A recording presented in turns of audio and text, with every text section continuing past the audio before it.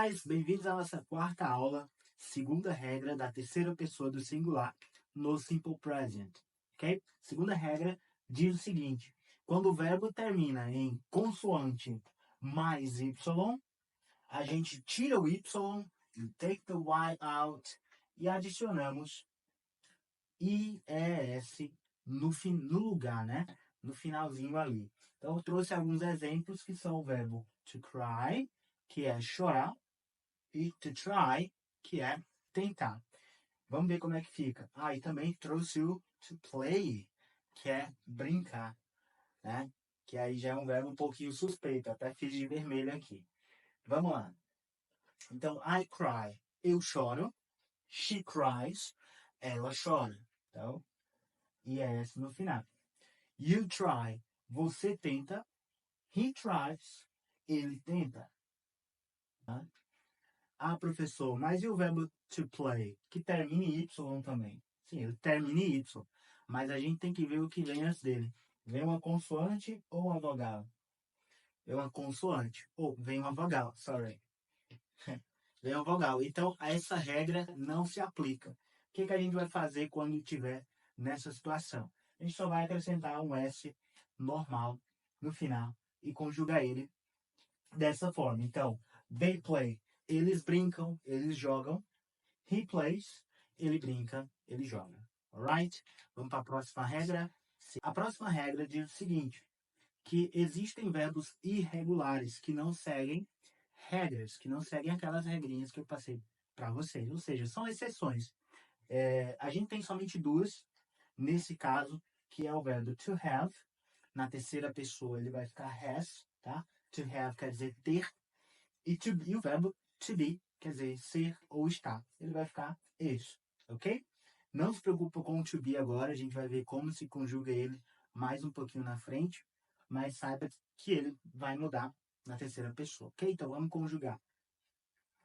Eu tenho, I have. Ele tem, he has. Eu sou, I am. Ele é, he is. Alright? Mas lembrando, o princípio é o mesmo. Na hora de falar, a gente coloca ali só um Szinho no final, tá? É muito fácil pronunciar os verbos na terceira pessoa, acrescentando só o S. Então, às vezes você está falando ali, não sabe como se escreve, mas na hora de falar é bem fácil, é só colocar um S. Tranquilo?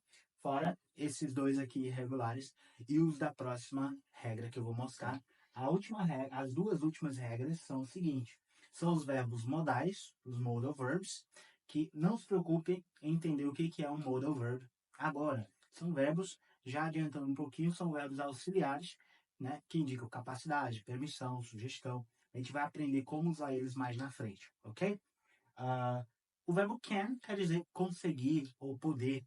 E para início de conversa, um verbo modal, ele já não vem com aquele to no começo, né, para indicar o infinitivo. Na terceira pessoa do singular, ele continua da mesma forma, ok? Então, can continua can. Então, se eu quiser dizer que eu consigo, I can. Ele consegue, he can. Alright? O mesmo vale para os outros pronomes. She can, it can, you can, he can, we can, they can. Alright?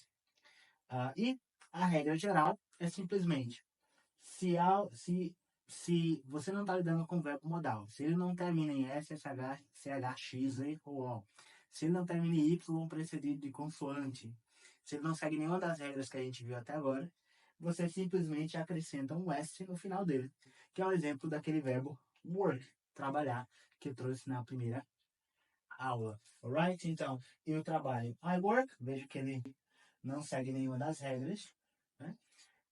She works, eu acrescento somente um S, tá? Mas lembrando, não altera muita coisa na pronúncia, é só eu falar um S, ok? E dá tudo certo. Às vezes nem precisa se preocupar como se escreve o verbo.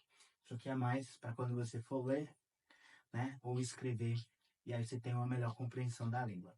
Alright? See you in the next class.